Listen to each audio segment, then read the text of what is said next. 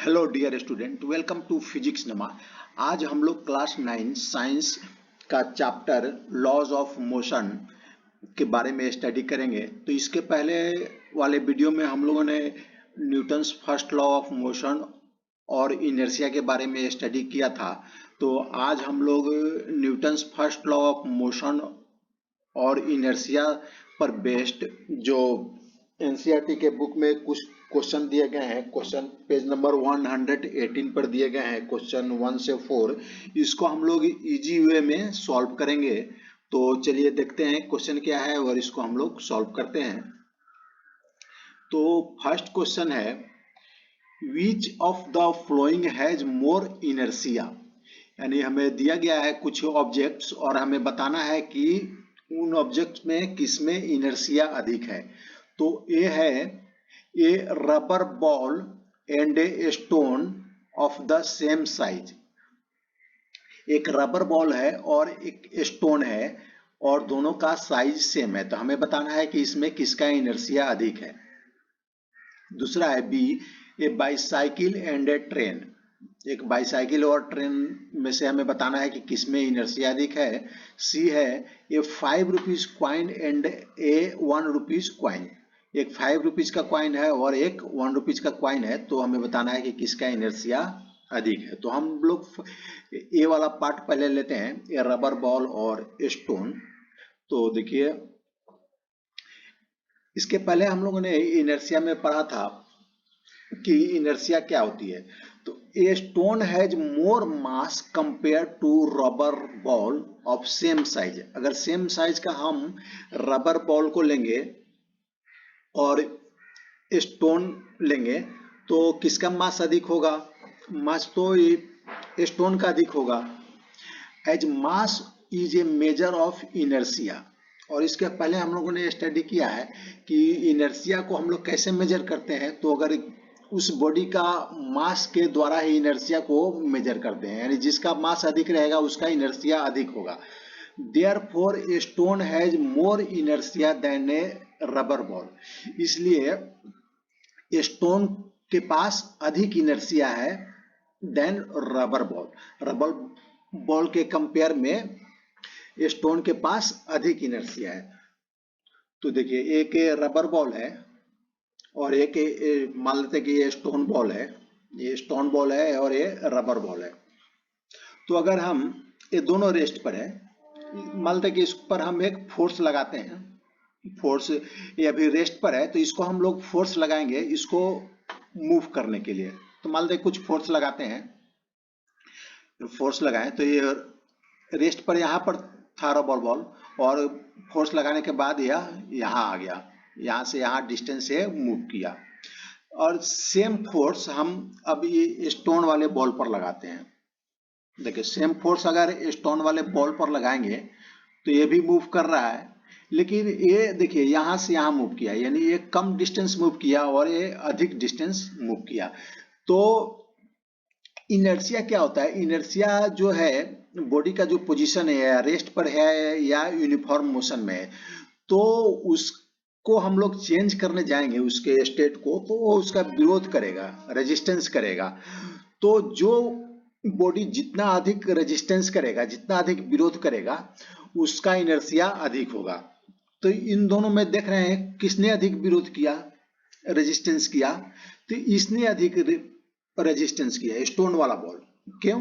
क्योंकि देखिए, same force लगाएं तो यहाँ से यहाँ आया और सेम फोर्स में यहाँ से यहाँ आया, तो इसने कम रेजिस्टेंस किया तो अधिक दूर तक बॉल आया, और इसने अधिक रेजिस्टेंस किया, अपने रेस्ट पोजीशन से उसको अगर मूव करना चाह रहे थे तो उसने अधिक रेजिस्टेंस किया, तो ये बहुत कम ही डिस्टेंस कवर किया। तो इसलिए हम कह सकते हैं कि स्टोन वाले बॉल का इनर्शिया अधिक है और रबर वाले बॉल का इनर्शिया कम है। उसी तरह सेकेंड जो ऑब्जेक्ट दिया हुआ है, एक बाईसाइकिल और एक ट्रेन। तो देखिए, एक बाईसाइकिल है तो बाईसाइकिल को मूव करने के लिए हमें कम फोर्स की जरूरत पड़ती है। देखिए, ये अगर बाईसाइकिल पैडल मारकर, हल्का पैडल मारकर भी हम चला सकते हैं, लेकिन एक ट्रेन को मूव करना है तो उसमें, ट्रेन में आप लोगों ने देखा होगा एक बहुत बड़ा इंजन होता है, अधिक फोर्स लगाना पड़ता है उसको मूव करने के लिए। तो और बाईसाइकिल का मास भी कम होता है और ट्रेन का मास अधिक होता है, तो हम कह सकते हैं कि जो ट्रेन का इनर्शिया है वो अधिक है। उसी तरह अगर एक 5 रुपीज का कॉइन है, एक 1 रुपीज का कॉइन है, तो किसका मास अधिक होता है? ये देखिए, एक 5 रुपीज का कॉइन है, 1 रुपीज का कॉइन है, तो मास किसका अधिक होगा? 5 रुपीज कॉइन का अधिक होता है, वह थोड़ा मोटा होता है, तो उसका इनर्शिया भी अधिक होगा। अगर हम 5 रुपीज के कॉइन को मूव करना चाहें तो हमें अधिक फोर्स लगाना पड़ेगा, 1 रुपीज को मूव करने के लिए कम फोर्स लगाना पड़ेगा। तो आइए अब नेक्स्ट क्वेश्चन की तरफ बढ़ते हैं। नेक्स्ट क्वेश्चन है question number 2। In the flowing example try to identify the number of times the velocity of ball changes। एक एग्जाम्पल दिया हुआ है, तो हमें पता करना है कि वेलोसिटी कितने टाइम्स चेंज हुआ। ये football player kicks a football to another player of his team who kicks the football towards the goal. एक फुटबॉल प्लेयर है, वह बॉल को किक करता है अपने ही टीम के दूसरे प्लेयर की तरफ, और वह प्लेयर फिर वो गोलकीपर की तरफ किक करता है। The goalkeeper of the opposite team collects the ball and kicks it towards a player of his on team. और गोलकीपर बॉल को पकड़ लेता है और अपने टीम के प्लेयर की तरफ वो थ्रो करता है। Also identify the agent supplying the force in each case। और हमें भी पता लगाना है कि किस फोर्स के द्वारा कौन सा एजेंट है जो फोर्स लगा रहा है। तो ये मान लेते गोल पोस्ट है और ये दोनों प्लेयर एक टीम में हैं, और ये दोनों प्लेयर एक टीम में है, एक गोलकीपर है। तो फर्स्ट जो क्वेश्चन में दिया हुआ है, ये प्लेयर अपने टीममेट की तरफ बॉल को थ्रो करता है, बॉल को किक करता है, तो ये यहां से यहां गया। तो हमें बताना है कि कहां कहां उसका वेलोसिटी चेंज हो रहा है। तो जब यहां से इसने किक किया तो इस डायरेक्शन में किया, और इसका स्पीड मान लेते हैं कुछ होगा। तो यहां जब आया तो यहां देखिए इसने बॉल को अपने पैरों से दबा लिया, तो यहां से जो वेलोसिटी आया, बॉल जो आया इस डायरेक्शन में आया, तो इसका वेलोसिटी कुछ था और यहाँ पर ये बॉल रुक गई, तो यहाँ पर एक वेलोसिटी चेंज हो गया क्योंकि उसका स्पीड चेंज हो गया। और यहाँ से इसने गोलकीपर की तरह थ्रो किया, तो यहाँ से देखिए इसका डायरेक्शन चेंज हो गया, यहाँ से इस डायरेक्शन में जा रहा था, फिर यहाँ से इस डायरेक्शन में जा रहा है, तो डायरेक्शन भी चेंज हो गया। और मानते हैं कि इसका स्पीड भी, यहाँ से जो इसने थ्रो किया था स्पीड भी, यहाँ से जो इसने किक किया उसका भी, दोनों का स्पीड अलग अलग हो सकता है। तो फर्स्ट यहाँ से यहाँ तक जाने में एक वेलोसिटी चेंज हुआ, और सेकेंड यहाँ से यहाँ तक जाने में वेलोसिटी चेंज हुआ। तो वेलोसिटी कब चेंज होता है? वेलोसिटी में अगर उसका डायरेक्शन, कोई बॉडी का अगर डायरेक्शन भी चेंज हुआ तब भी वेलोसिटी चेंज होता है, और स्पीड यानी वेलोसिटी का जो मैग्नीट्यूड है उसमें भी अगर चेंज होगा तो भी वेलोसिटी चेंज होगा, या दोनों चेंज होगा तो भी वेलोसिटी में चेंज हो जाएगा। तो यहाँ से गोलकीपर को पास आया, तो यहाँ से यहाँ फिर वेलोसिटी चेंज हुआ, और एक गोलकीपर फिर थ्रो करता है अपने टीम की तरफ, टीम के प्लेयर की तरफ, तो यहाँ से यहाँ तक आने में भी ये वेलोसिटी चेंज हो गया क्योंकि डायरेक्शन चेंज हो गया, और हो सकता है कि स्पीड भी उसका चेंज हो। यहाँ से जिस स्पीड से फेंका बॉल, यहाँ से यहाँ तक वो दूसरे अलग स्पीड से बॉल किक किया रहेगा। तो देखिए यहाँ से यहाँ तक बॉल जाने में वेलोसिटी चेंज हुआ, फिर यहाँ से यहाँ तक जाने में चेंज हुआ, फिर यहाँ से यहाँ तक आने में वेलोसिटी चेंज हुआ। तो आइए अब नेक्स्ट क्वेश्चन की तरफ बढ़ते हैं। Explain why some of the leaves may get detached from a tree if we vigorously shake its branch। इसमें पूछा गया है कि बताइए कि जब हम किसी पेड़ के ब्रांच को बहुत जोर से अगर हिलाते हैं, शेक करते हैं, तो उसकी पत्तियां नीचे गिरती है। क्यों? तो देखिए, इसको अगर हम बहुत जोर से शेक करेंगे, हिलाएंगे, तो इसमें क्या होता है, मान लीजिए इसका हम लोग एक ब्रांच ले लेते हैं, इसको ब्रांच को हम लोग देखते हैं। तो इसको जब हिलाते हैं, ये ब्रांच में लीफ यहाँ पर अटैच है ब्रांच के साथ। तो जब हम इसको हिलाना चालू करेंगे तो देखिए, ये जो ब्रांच है, ये ब्रांच तो हिलेगा, क्योंकि हम यहाँ पर अगर फोर्स लगा रहे हैं तो ब्रांच के साथ ये ब्रांच भी हिलेगा। लेकिन इसके साथ जो पत्ती, जो लिप्स जो अटैच है, वो क्या है, वो इसका ये पार्ट हिलेगा। लेकिन नीचे वाला पार्ट क्या है, इनर्शिया के कारण वह रेस्ट पर रहना चाहेगा। तो ये रेस्ट पर रहना चाहेगा, तो अगर इसको हम मिलाते हैं तो ये इधर इधर हिलेगा। तो इसका जो यहाँ वाला पार्ट है, जो लिप्स का जो पार्ट है जो अटैच है ब्रांच के साथ, वो भी हिलेगा। तो जब हिलेगा और ये वाला पार्ट अस्थिर रहना चाहेगा, जो रेस्ट पर है, तो रेस्ट पर रहना चाहेगा, तो इसको इधर फोर्स लगाएगा, इधर फोर्स लगाएगा। तो अगर यहाँ पर जो दोनों के बीच में अटैचमेंट है, ब्रांच और लिप्स के बीच में, अगर वो अटैचमेंट कमजोर है, यानी पत्तियां सूखी है या पत्तियां सड़ गई है, तो यहाँ पर यह डी अटैच हो जाएगी, यहाँ से यह टूट जाएगी।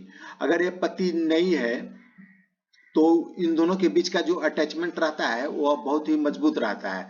तो उसको अगर हमें पत्ती को गिराना है तो बहुत अधिक फोर्स लगाना पड़ेगा, बहुत अधिक जोर से हिलाना पड़ेगा। तो यह रेस्ट पर रहना चाहती है और यह हिल रही है, आगे पीछे या ऊपर नीचे हिल रही है। ये अगर आप लिप्स रेस्ट पर रहना चाह रही है, तो अगर यहाँ पर अटैचमेंट बहुत कमजोर है, अगर पत्तियां सूख गई है तो इसका अटैचमेंट कमजोर हो जाता है, तो यह पत्ती गिर जाएगी। आइए अब देखिए, ये अगर जिसको जोर से हम मिलाते हैं तो यहाँ से टूट कर ये गिर जाएगी, क्योंकि इनर्शिया, लिप्स अपने जगह पर रहना चाहती है और ब्रांच अगर वहां से हिल रहा है तो वहां से वो टूट कर गिर सकती है। तो अब हम नेक्स्ट क्वेश्चन की ओर बढ़ते हैं। Question number 4, why do you fall in forward direction when a moving bus brakes to a stop. इसमें पूछा है कि आप आगे की तरफ क्यों झुक जाते हैं जब कोई बस मूव कर रही है और अचानक वो ब्रेक लगाती है। और सेकेंड पार्ट है, and fall backward when it accelerate from rest. अगर और सेकेंड पार्ट में ऊपर है कि आप पीछे की ओर झुक जाते हैं जब वह बस रेस्ट से एक्सेलरेट होकर आगे जाती है। तो देखिए, बस है, ये जा रही है, अगर ये अब ब्रेक लगाती है तो ये जो पैसेंजर बैठा हुआ है, ये सीट से थोड़ा आगे की ओर झुक जाता है। तो इसको हम लोग और थोड़ा माइन्यूटली देखते हैं। ये सीट है, बस का सीट है, और इस पर ये पैसेंजर बैठा हुआ है। तो जब ये ब्रेक लगेगा तो क्या होगा, ये जो सीट है, बस का सीट है, ये मूव कर रही है, बस के साथ मूव कर रही है। और जब ये ब्रेक लगता है तो सीट क्या है, सीट का जो स्पीड है वो कम होने लगता है, वो धीरे धीरे कम होने लगती है। और इसके साथ जो सीट पर बैठा हुआ पैसेंजर है, उसका जो नीचे का पार्ट है वो सीट के साथ सटा हुआ है, तो नीचे वाला पार्ट भी धीरे धीरे उसका भी स्पीड कम होने लगता है।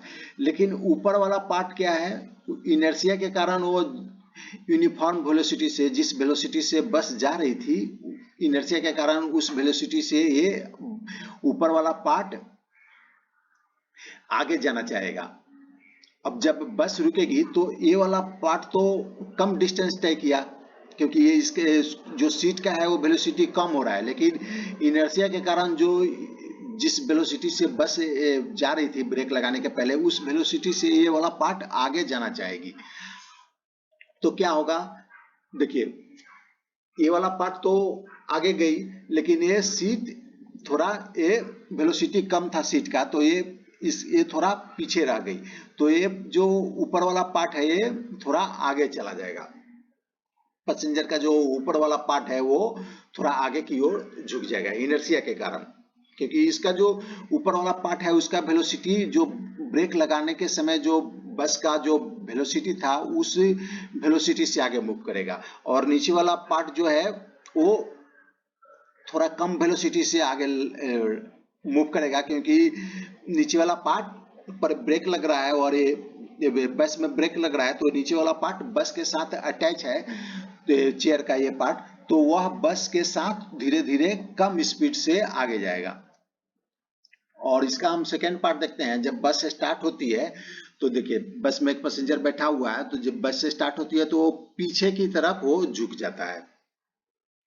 तो इसमें क्या होता है, इसमें देखिए बस है, मान लेते हैं सीट है और इस पर एक पैसेंजर बैठा हुआ है, तो जब बस रुकी हुई है तो इनर्शिया के कारण ये बस का जो पैसेंजर का जो ऊपर वाला पार्ट है वो रुका हुआ रहेगा, वो ये मोशन को अपोज करेगा, तो यह इसी पोजीशन में रहना चाहेगा। लेकिन नीचे वाला पार्ट जब बस स्टार्ट होती है तो नीचे वाला पार्ट बस के साथ ही आगे मूव करना चाहती है, मूव करती है, तो बस पैसेंजर का जो नीचे वाला पार्ट है, क्योंकि ये सीट के साथ कांटेक्ट में है, तो ये भी नीचे वाला पार्ट आगे की तरफ चला जाता है, लेकिन ऊपर वाला पार्ट इनर्शिया के कारण वहां पर ही रहना चाहता है, क्योंकि ये रेस्ट में है, अभी बस रुकी हुई है, तो इनर्शिया के कारण वो रेस्ट में रहना चाहता है। तो देखिए इसमें क्या हो रहा है, ये पैसेंजर पीछे की तरफ झुक जा रहा है। तो ये हमारा क्वेश्चन नंबर 1 से 4A सॉल्व हो गया। आप लोगों ने अच्छी तरह इसको समझ लिया, और फिजिक्स नमा अगर आपको अच्छा लगे तो इसे लाइक करें, शेयर करें और सब्सक्राइब करें। Thanks for watching.